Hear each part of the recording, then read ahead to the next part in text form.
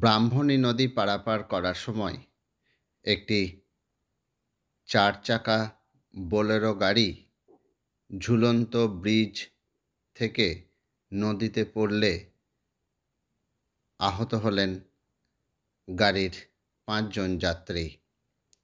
রবিবার বিকেলে ঘটনাটি ঘটে খড়গ্রাম থানা এলাকায়।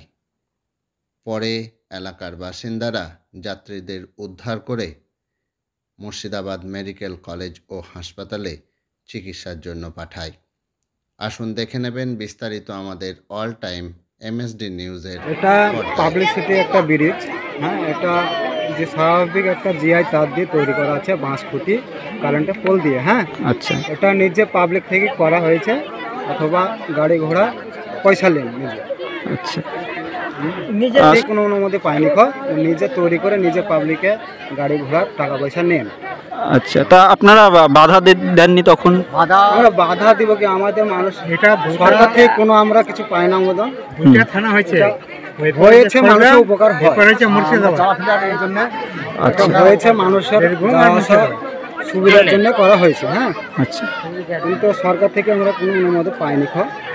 আচ্ছা, টাকা নিয়েও মেলা উপকার হয় মানুষের। হ্যাঁ, এটা অনেক দিন হয়ে গেল ব্রিজটা, নিশ্চয় জিআই তার কোনো গন্ডগোল হয়েছিল। কত দিন থেকে এরকম হয়ে আছে এই ব্রিজটা? এটা মোটামুটি ৭-৮ বছর থেকে আছে। কোনো প্রশাসন এসছে এখন? হ্যাঁ, এসেছে প্রশাসন, পুলিশ প্রশাসন এসেছে এখন, এসেছে নবগ্রাম খড়গ্রাম আগে এসেছে। আচ্ছা, এই যে গাড়িটা অ্যাক্সিডেন্ট হলো, মানে গাড়িতে কতজন ছিল?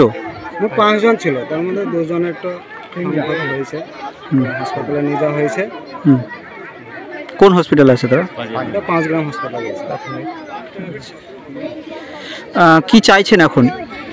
আমরা চাইছি যে এটা ঠিক করা হোক, যে সরকার থেকে আমরা কোনো সুবিধা পেয়ে একটা ব্রিজে, এটাই চাইছি আমরা।